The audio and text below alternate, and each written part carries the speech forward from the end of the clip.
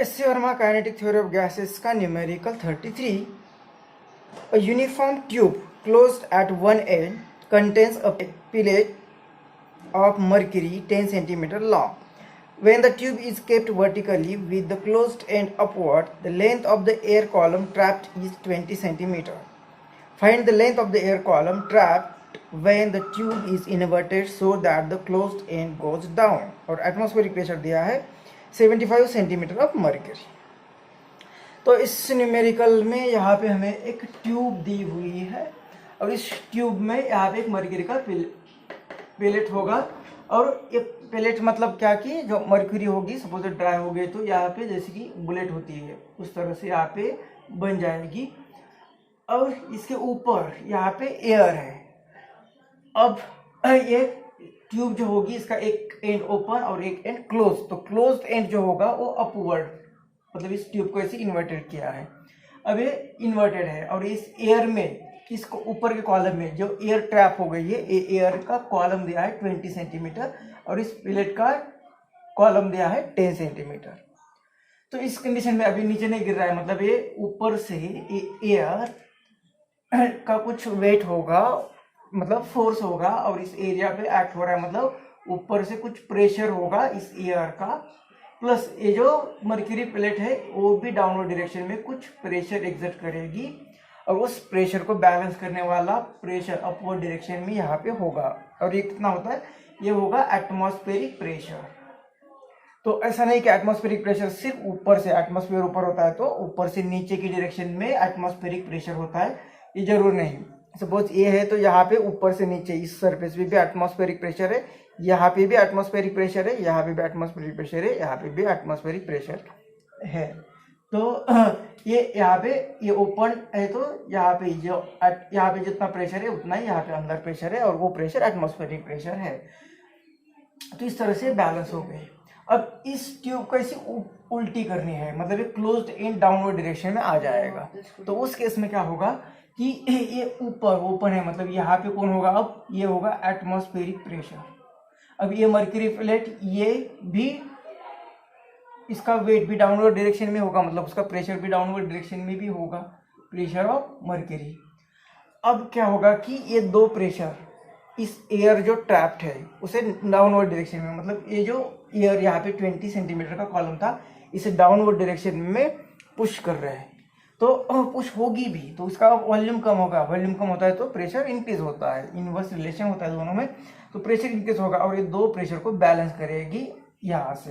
अब ये किसका प्रेशर है, ये प्रेशर है अपवर्ड, ये एयर जो ट्रैप हो गई है, लेकिन ये एयर एस्केप नहीं हो रही है, ये प्लेट के कारण एस्केप नहीं हो रही है। जहाँ पे इतना ये जो सिस्टम है वही सिस्टम यहाँ पे है, सिस्टम एक की है, सिर्फ यहाँ पे प्रेशर और वॉल्यूम चेंज हो रहे हैं। टेम्परेचर उन्होंने कहा कि कांस्टेंट रहेगा।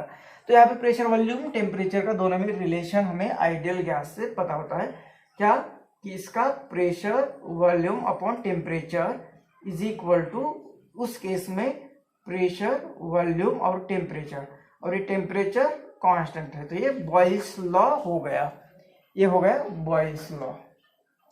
तो इस केस में यहाँ पे हमें ये दोनों की वैल्यू फाइंड करनी है कि यहाँ पे प्रेशर कितना होगा, यहाँ पे वॉल्यूम कितना होगा।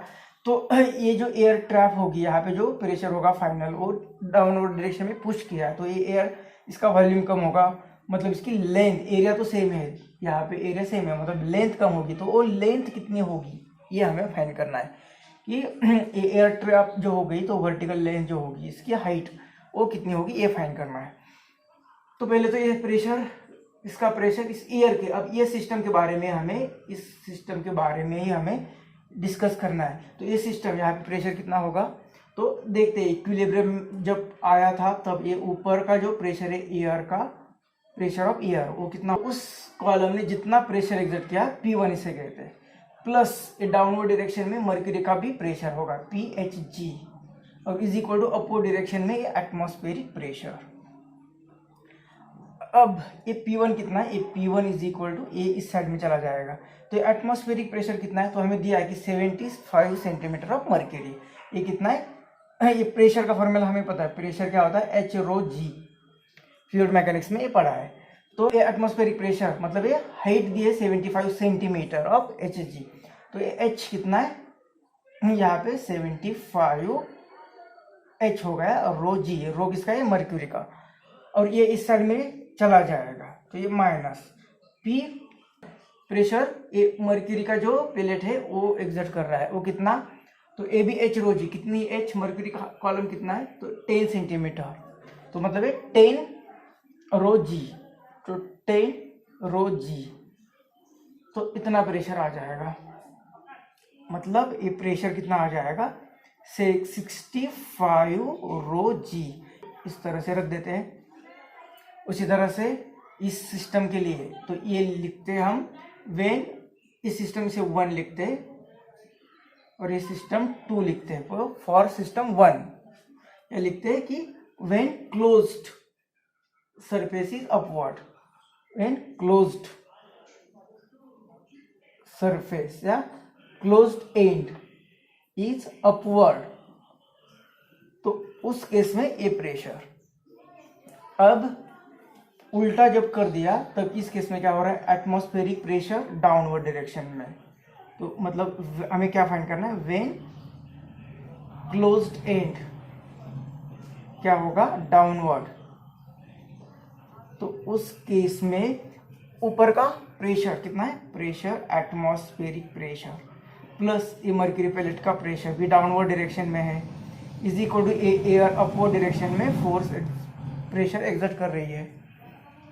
तो हमें इसका प्रेशर कितना आ जाएगा, तो एटमॉस्फेरिक प्रेशर है 75 H रो जी, तो ये रो जी प्लस इसका कितना है 10 रो जी, तो इतना आएगा एयर का, मतलब इस 85, ये कितना 85 रो जी, इतना प्रेशर आएगा एयर का इस केस में। मतलब ये प्रेशर 2 लिख देते हैं P2, क्योंकि यहाँ पे P1 P2 के फॉर्म में लिखा हुआ है।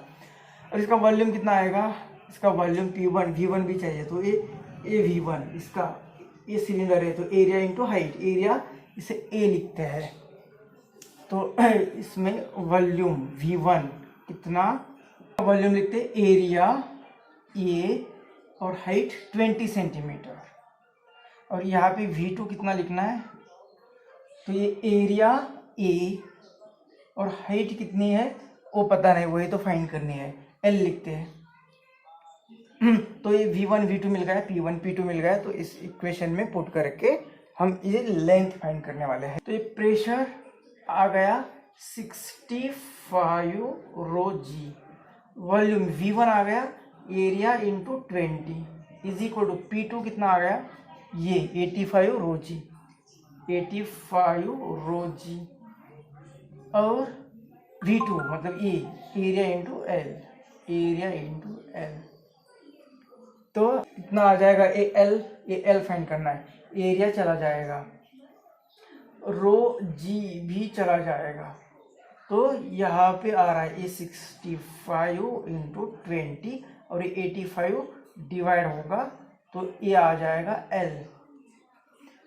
तो ये दोनों का मल्टीप्लिकेशन, तो 5 2 10, 1 12, 13 और 0 और 85 इज इक्वल टू एल। तो 5 से डिवाइड करो तो 5 1 जा 5, 3 बचे 35, 5 7 जा, और 5 2 10, 3 5 6 जा और 0। तो इस 260 को डिवाइड करना है बाय 17, तो इसे डिवाइड करेंगे तो ये 15 पॉइंट लगभग 3 आ रहा है। मतलब ये एल जो होगी लेंथ ये आ रही 15 सेंटीमीटर, 15 पॉइंट समथिंग सेंटीमीटर। तो इतनी ये लेंथ जो हमें फाइंड करने के लिए बोला था।